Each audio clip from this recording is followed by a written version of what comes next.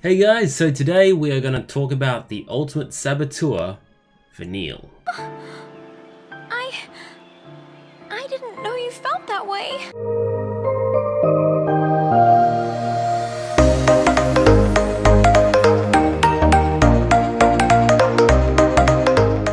Hey guys, how's it going? So Vanille has just came to us in her newest event, very exciting. So let's talk a little bit of her background. So of course she uses red crystals, as you can see here, and she is literally Yuna, except the opposite of her. So it is pretty interesting. So she has Dispel instead of course, Yuna's Asuna, and has Deprotect, which is a bravery attack which lowers defense instead of cheer. Of course, if you have a weapon, then it does attack as well, which is very awesome to have. As a lot of you guys know, in her enhancements also increase bravery damage, enhance her hones, which is particularly useful, especially with the spell and long driven battles as well.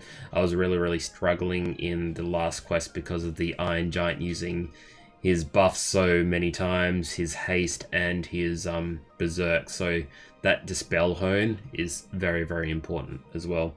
And of course break bonuses to the team as well, which can be pretty useful, especially with that Deprotect skill. It's pretty nice using Yuna and Vanille on a team because you have a support debuffer and also a support buffer, kind of taking the best of both worlds. Therefore, in some situations you would either need one, both, or sometimes neither, depending on your situations. So you really need to think in the future wise as well, if the bosses actually use buffs or debuffs. And will of course Vanille be future proof, knowing this and knowing her abilities as well.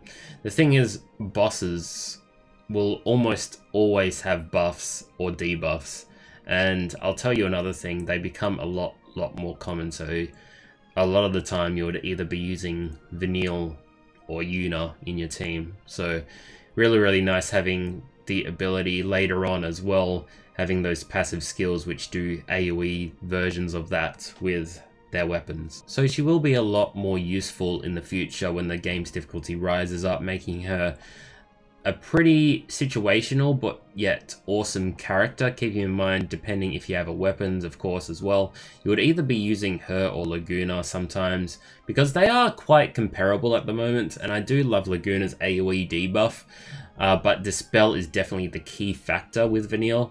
Therefore, we'll put her in the lead of some battles as well. She will get her AoE Dispel, like I mentioned, soon enough, which also helps with those small fry enemies which buff them all together.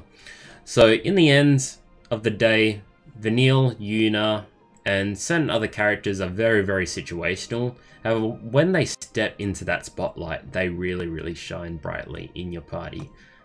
Anyway guys, hope you guys enjoyed this little review on Vanille. Hope you guys learned a little bit about her as well. And let me know in the comments who you would like me to review next. And I'll see you guys next time.